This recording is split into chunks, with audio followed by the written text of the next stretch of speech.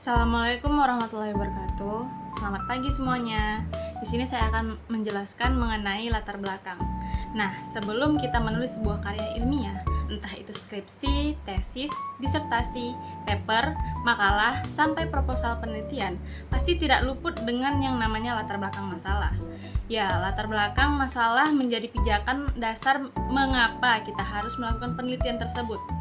Dan isinya adalah pokok-pokok permasalahan yang akan kita angkat dalam penelitian. Pada intinya, kita harus menyusun latar belakang masalah terlebih dahulu sebelum bisa sampai ke tahap penelitian. Nah, agar semakin paham, berikut ini adalah penjelasan lengkap tentang pengertian latar belakang masalah, isi, komponen, tips, cara membuat, dan contohnya. Menulis sebuah karya ilmiah bisa dibilang susah-susah gampang.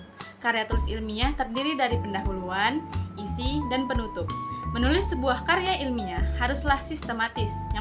Yang paling penting, kamu harus mengetahui masalah apa yang ingin kamu tulis dan bagaimana cara menyelesaikan masalah tersebut. Dengan begitu, kamu tidak akan bingung selama penulisan karya ilmiah.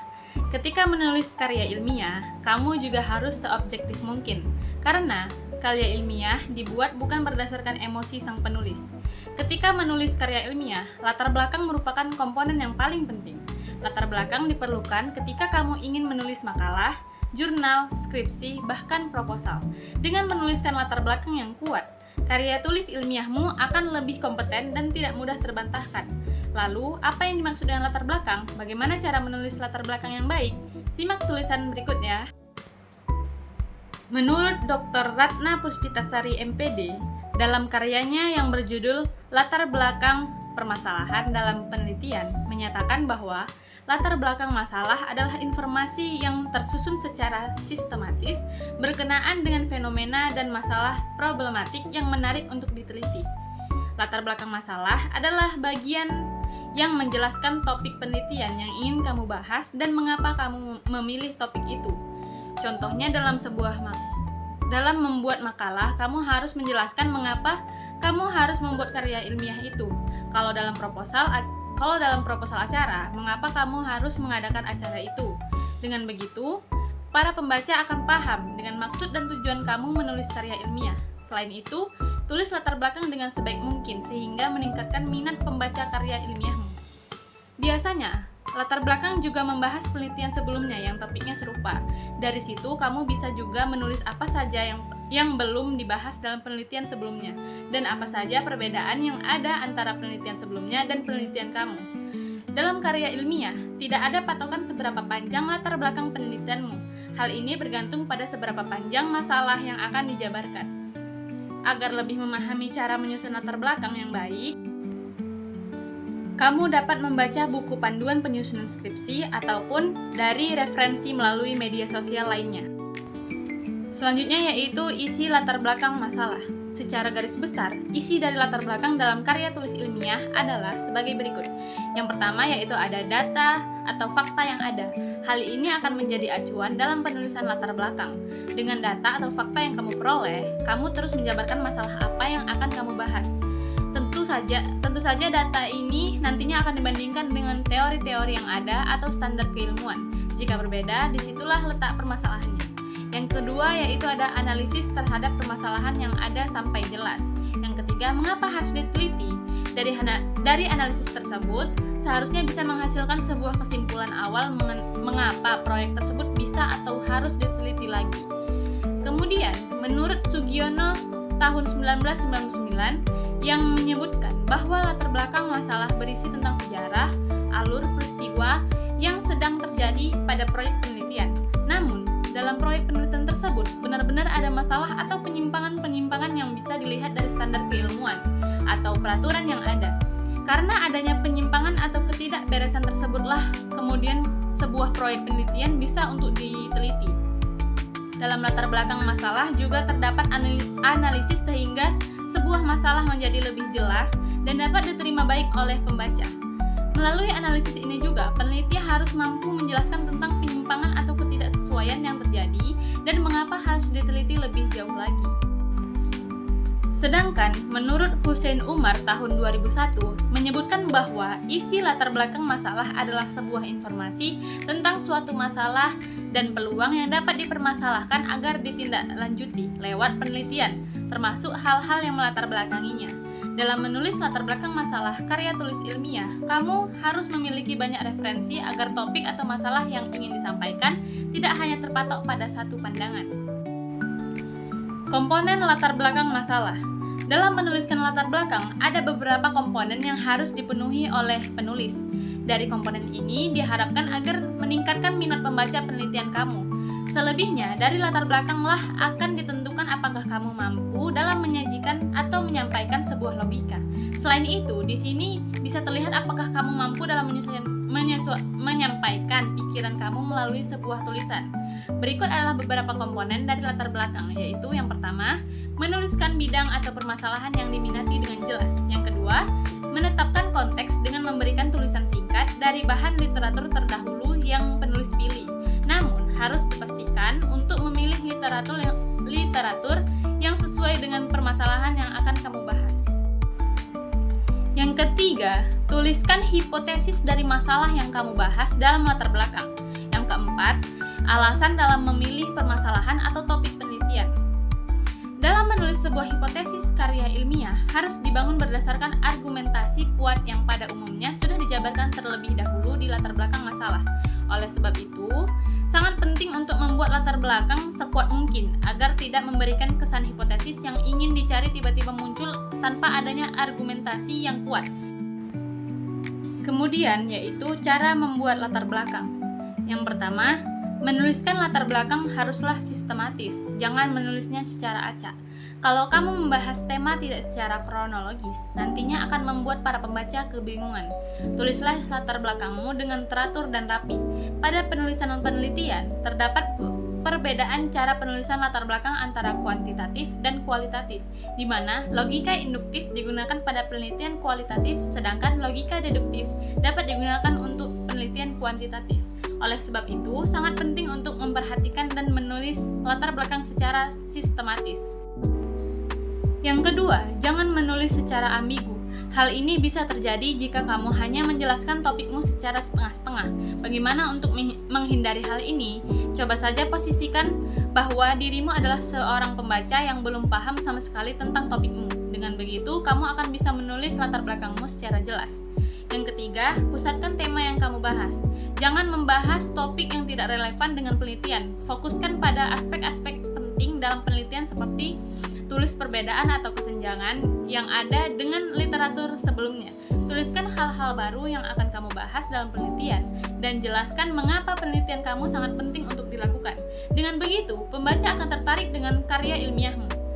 Selain ketiga hal di atas, kesalahan yang paling sering dilakukan dalam penulisan latar belakang terlalu panjang atau terlalu pendek.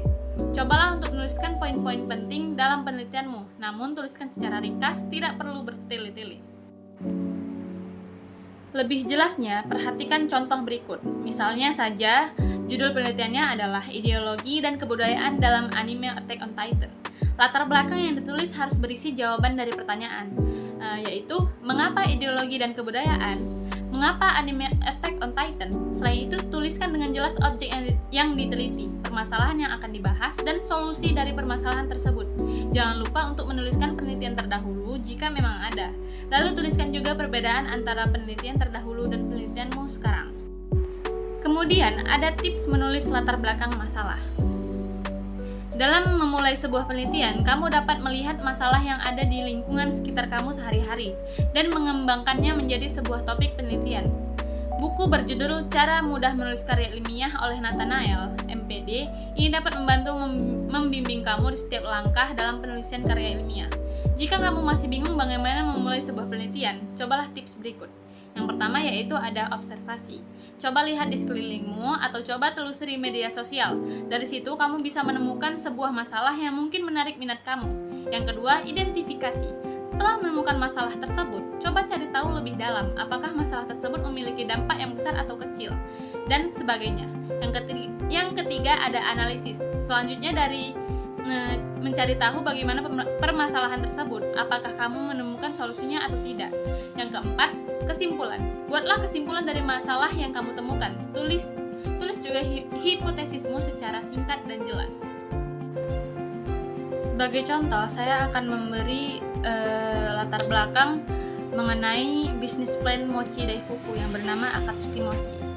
Usaha kecil dan menengah (UKM) memainkan peran penting dalam perekonomian Indonesia, terutama dalam memperkuat ketahanan ekonomi di berbagai sektor.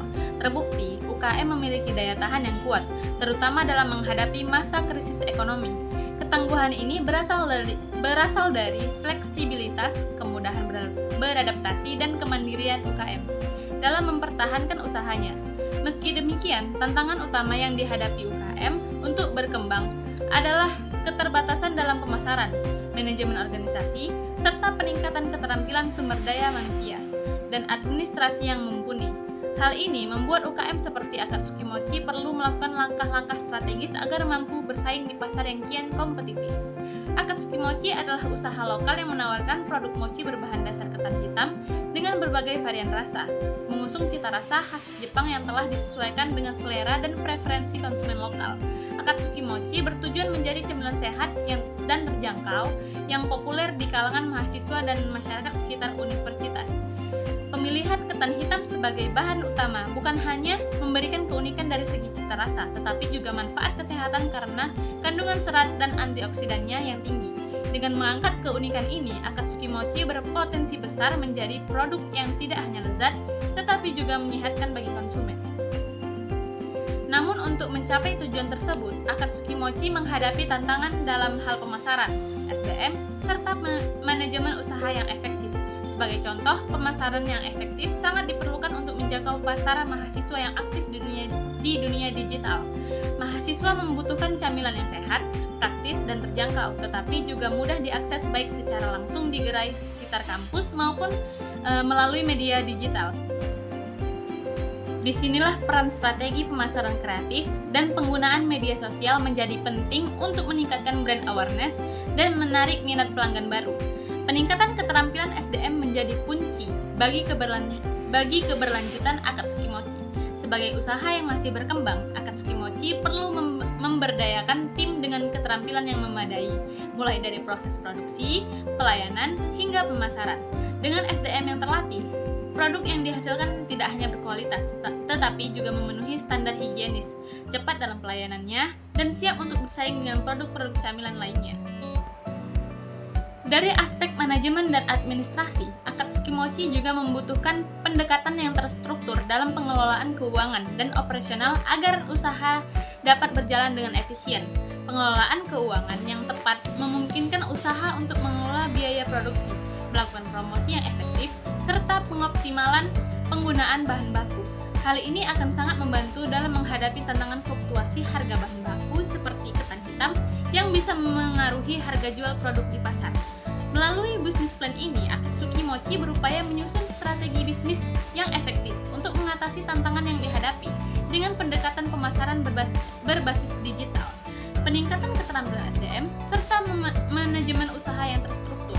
Akatsuki Mochi optimis dapat memaksimalkan potensinya di pasar cemilan sehat, khususnya di lingkungan mahasiswa.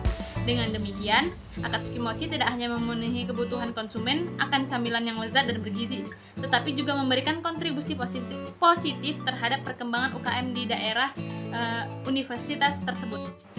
Sekian materi dari saya, terima kasih sudah menonton. Semoga informasi ini membantu dan tetap semangat belajar untuk kawan-kawan semua. Bye-bye.